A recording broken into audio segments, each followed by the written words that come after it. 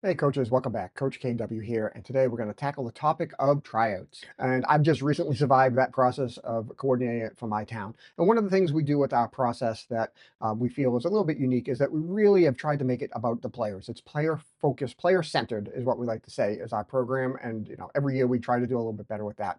And we are going to talk a little bit about that, as I mentioned it in my last video. And folks reached out and said they'd love to hear more. So here we are. We're going to go through how we set up the process, how we run it on the field, and then how we score it and create our teams. And we'll also talk a little bit about the outcomes and how our coaches have felt about it when we made this transition. This whole process is based on historical knowledge. I've been on the board for 10 plus years now. I've seen lots of different ways to do tryouts. And the things that we do today are a reflection of things that we've had happen in the past and we've tried to improve upon. And that's how we're here today. Now, your program may be bigger, smaller, different than ours. You might not be able to use any of the things I do in terms of how we do it, but I'm hoping that this inspires you to find ways to make this more about the players and less about the coaches and their control over a game or over a team, and more about how can we get groups of kids to show themselves in their best possible way and show their abilities and make sure they're on teams based on their abilities and not who the coach knows or is lives next to, as we all know sometimes happens. So let's take a look at that. A quick thank you for all those who have liked, subscribed, and shared. You guys share so many videos, which is amazing. It must mean that there must be something in here that's useful to you or for other people. So if you're one of those folks, make sure you're subscribed. It really helps the channel, and the thumbs up also helps other folks find it as well. So thanks a lot. Okay, so let's talk about our setup and our situation. So you get sort of the ground rules of where we're coming from. So we're a town-based travel program in our neck of the woods. All the towns around in the state basically have a local nonprofit organization that runs the youth soccer in their program in their area. We are one of those. We offer in-town and travel programs. In-town is exactly what it sounds like, which is you sign up. We make teams just from kids, amongst the town, split them up, and they play against each other every weekend. For travel, we do town-based travel. So in our state, there are some regional leagues. They're roughly based upon county lines, at least historically they were. It's a lot more fluid nowadays and a little bit different. But basically, we play between, let's say, 11 to 15 cities and towns that are around our geographical area. And we travel and host those teams throughout the thing, multiple divisions. We're looking for levels of teams. So hence we have tryouts to try and make teams based on the levels of ability that we have in our town. We do grades 3 through 7. A lot of towns do grade 8. However, our high school starts at grade 8 for reasons, so we lose those plays at the high school. Our league is a traditional U10, U12, U14, but we build our teams by single grade whenever we can because we found for developmental reasons, the players tend to stick together more consistently. So year over year, that team is mostly intact. And so therefore they can develop year after year versus when you have those mixed grades, half your team leaves every year. And as a coach, it's really hard to develop your players when half of your team is new every year. We have in general for each age, I mean, grade slash gender, we have somewhere between 25 and 40 kids trying it out. Will this process work if there was many more? Hard for us to say. All we know is it's working for us and it has for the last 3 to 5 years. Our goal is to place as many kids as we can on a travel team, but sometimes whether it's based on roster exceptions, numbers, things like that, it's just not always possible, but that's our goal. We always have in town as a fallback. So let's say, 25 kids tried out and that age group, the max or the best roster, max roster is 12, for example. Well, 25, you can't divide it by 12. So somebody's probably going to miss out, but tends to be as many players as possible we get on travel programs. And as part of our roster process, while the league tells us our max, we really set our rosters to be most advantageous to get playing time for kids. We want our coaches to have enough players to have a reasonable amount of subs and be able to withstand injuries, absences, et cetera, but not so have so many players that playing time is in fact impacted by having too many kids. Again, having 14 kids on a 7v7 roster means you can literally put one side out for the first half and then sit those kids for a whole second half. That's not fun for anyone. Here's the biggie. Coaches do not pick their teams in our town. Coaches are evaluated by a slate of neutral coaches from in town. And one of the key components of that is if you're a part of that slate, when it comes to time for evaluations, you cannot evaluate age group slash gender in which you either coach or have a kid in. So I coach and have a fifth grade boy. I cannot run an evaluation, score a team for that age group because it just doesn't look good. We try to make sure there's no conflict of interest or even an appearance of conflict of interest. So As player development director in my town, it's my job to run tryouts. I will handpick 5 to 7 coaches throughout the town, basically, and I tend to look for coaches who have experiences with our teams in our towns and perhaps more. I mean, I've done high school varsity all the way to pre-K and back again in a little club. We've got some coaches who played in college, et cetera, et cetera. But the idea is we're looking for coaches who are knowledgeable about the types of players we have in a town program and what we're looking for versus, some idealized sort of format. And we use a consistent pool during that tryout process so we have the same sorts of opinions. So if I rank kids on general average lower than the next person, when the scores come out, it doesn't impact the kid just because I'm a hard grader and somebody's an easy grader. It's consistent across the board. So we'll have 5 to 7 in that pool. We strive to have at least 3 on the field at any one time for mathematical reasons. The more the merrier. We tend to have 4 or 5 for every session, but having that pool lets us be able to handle folks who have conflicts. Many ask, well, how do the current coaches give their input because they know the kids best, quote unquote. So what we do is we ask our current coaches to pre-rank their teams before tryouts. So we use our Playmetrics application to send a form out to the coaches that basically says, hey, here's your roster. Now rank them from 1 to whatever. So for example, 13 kids on a roster, 1 through 13. And each coach does that for their teams. And we use that to set the tryout flights that we'll talk about the on-field process there. For our tryouts, we play in the format the kid is going into. So for example, in 4th grade, you're going into 5th grade next year. So that's 9v9. So the tryout will be playing 9v9. We don't do drills and skills and small-sided games. And we have a couple of reasons for that. One is what we have found is that if a kid hasn't actually seen the drill beforehand, they struggle with having to do it under pressure in a tryout environment. We would send out the drills that we were going to do to the coaches ahead of time to say, hey, use these drills for your kids so when they come to tryouts. And inexplicably, there'd be coaches that would just refuse to help their kids perform better at tryouts because they would never use the drill because they didn't like them, they didn't agree with it, et cetera, et cetera. And so that just hurt the kids when they came to tryouts. Small-sided games is similar, but we got 2 reasons for that. One, again, if a coach isn't utilizing small-sided games often, which I don't know why they wouldn't, but it happens in the past. And, sometimes we have to struggle to get our coaches on board with some things that we want them to do. This is one of them. The kids don't know necessarily how to play in that format very well, so they don't show their best abilities. On top of that, if you're not an experienced coach, sometimes watching small-sided games can be hard for people to know what to look for in those player actions on those fields because you're used to looking at players in a bigger picture. And so without that experience as a coach and/or experience running teams in small-sided games, what we found is the combination of the kids not used to it and the coaches not perhaps being trained enough in it, that there was a mismatch in what they saw and how they rank players. So we have simply just we play the game, and we have found that to be very effective for the past 5 years or so. Like many groups, we have 4 categories: technical, what they do with the ball; tactical, what they do without the ball, their positioning, their roles and responsibilities on the field. We do physical, speed, endurance, and most importantly for us, mobility. Players need to be able to be connected to the play, and that's where field size sometimes comes into play in those gap years when players move from one side to the other. If you can't move with the ball, you can't move with the play, you're not an effective player. And lastly, engagement. And we use this term specifically because too many times coaches are looking for, I want that player to be aggressive. Where's the aggressive player?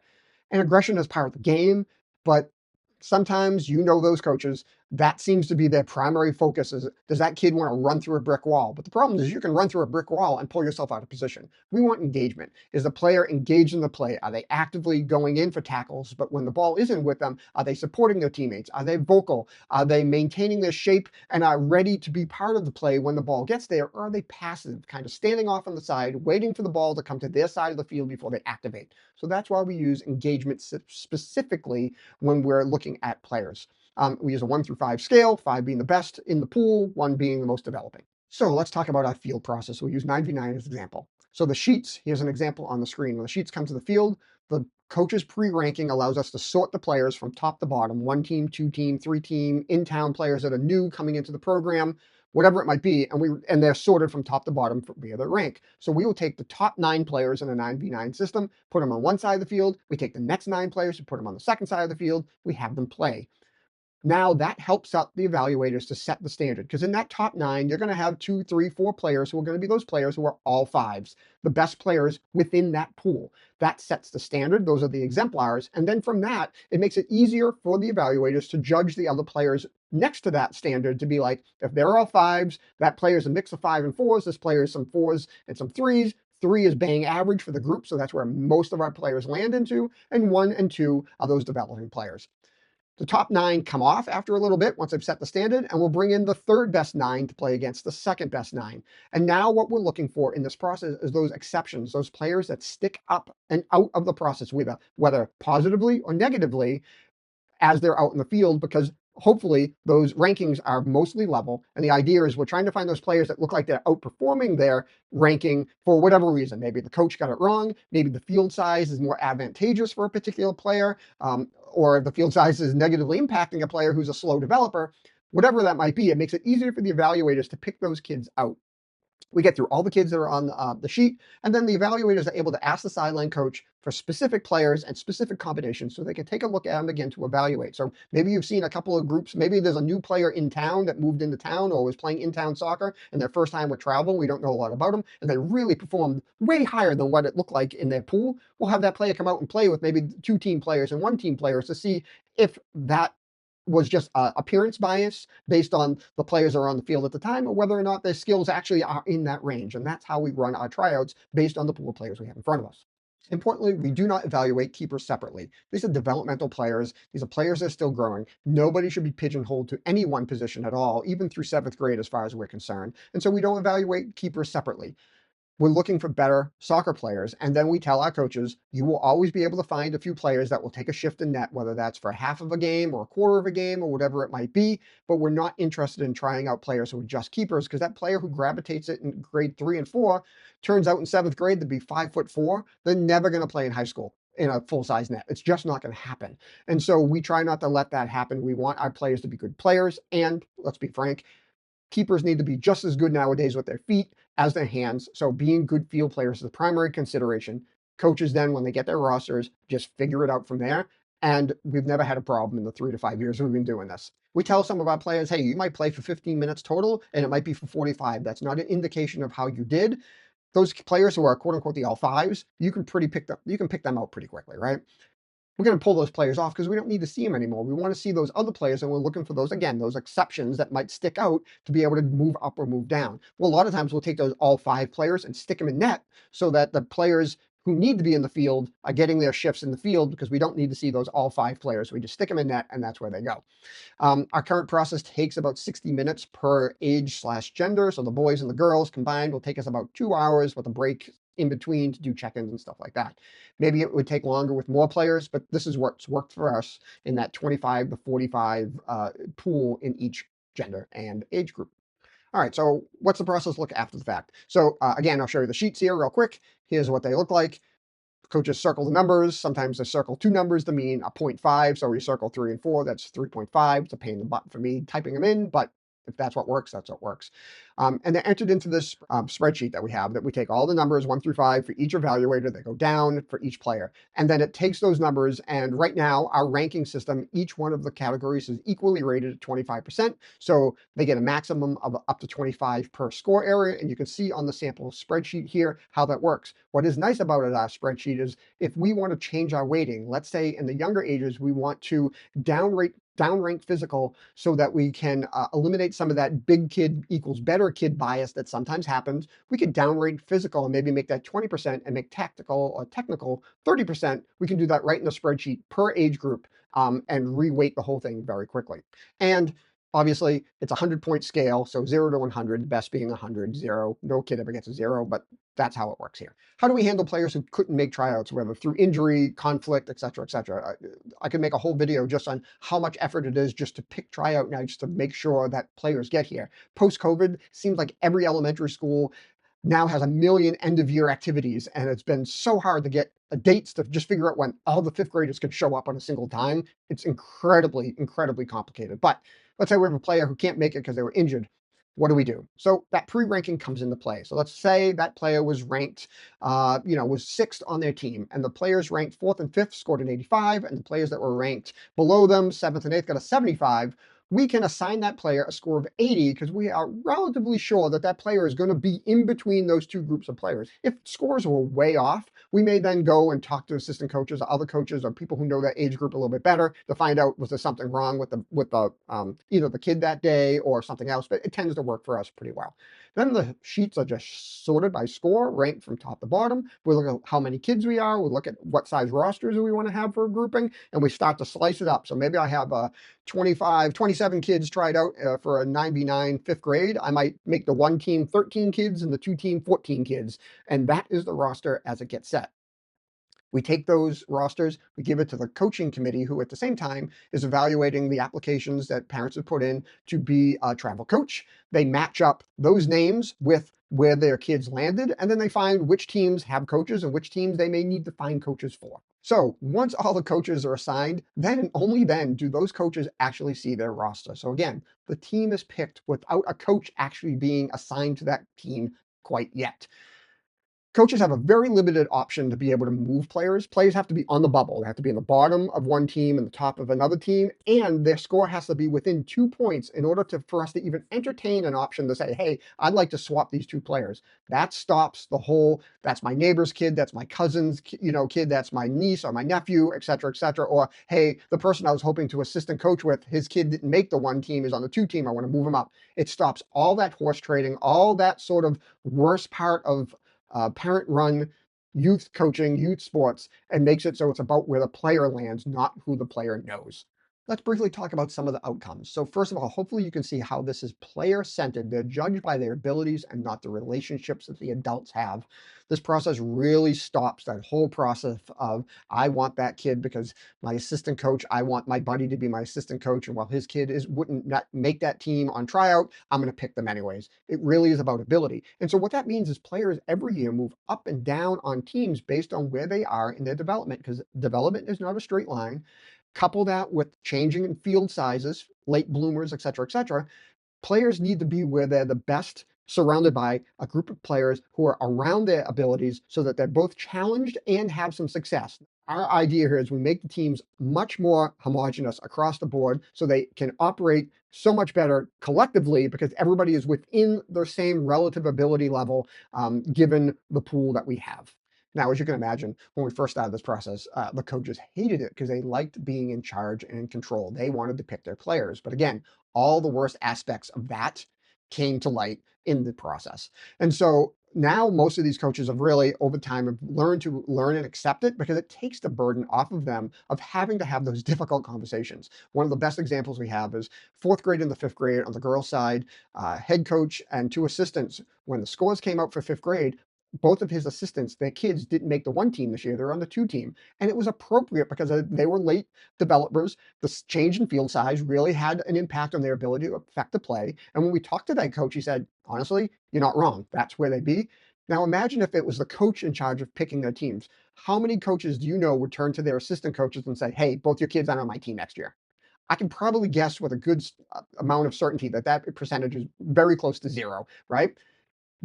Those kids wouldn't be in the right spot, and other kids wouldn't have the opportunity to move up and play with players closer to their ability. So again, we're really focused on getting kids in the right areas with the right players around them with the right abilities and managing that expectation of, hey, it's not the worst thing that you drop down for a year because maybe you're a late bloomer and the next year they come back and all of a sudden they're back on the one team because perhaps they had a late growth spurt. Perhaps they maybe spent a year not really loving soccer for a little bit, and all of a sudden they get back into it because kids are fickle, things happen, right? It's all about what they show and their abilities and their desire to improve. That's what we reward through this process. And also, it makes it easy to coach because now your team, the best to worst, it doesn't look like this on a graph. It's much flatter. So it's easy to run those coaching sessions where everybody is within the same realm, and same in games. It takes away some of that sort of feeling of like, hey, I'm going to pull out my best player, and the kid that goes in is so far down the pecking order that my team is all of a sudden going to be much weaker. And then subconsciously, a lot of times, those kids end up with not getting equal playing time, all those sorts of things. And kids notice. They know when they're not being put in because they're so much worse than, perhaps those best players when the team delta looks like this. So it really makes it easier for coaches to coach because their teams are much more homogenous in terms of that process as they go onto the field. So that's our player-centered process on tryouts. Again, it works for us and the situation we're in. It may not work for the situation you're in. It's not a panacea, but I'm hoping that some of the information I give you can give you ways to make this more player-centered and less coach/parent-centered. Because in the end, what we're looking to do is maximize the development of these kids so they can maximize their potential. Most of our town programs, our goal is to get our kids to A, love the game, and B, if they want to, when they go to high school, be successful in that process, which is much more cutthroat, much more limiting. The cuts are real there. There's no second chance. There's no in-town option for them. So really, we're trying to maximize their development so that they're the best possible players they can be when they get there. I hope that you can take some positives out of this. I'd love to hear if you have some other ideas on how you make your tryouts more player-centered and less parent-centered or coach-centered. Uh, Love to hear how other areas of the country and the world, frankly, do this sort of thing. Again, with volunteer coaches, not professional coaches. Big difference here. But other than that, happy first day of summer. That's when I'm recording this. I hope you're all well and can enjoy some time with your family over the summer. So until next time, hope to see you out in the fields. Bye-bye.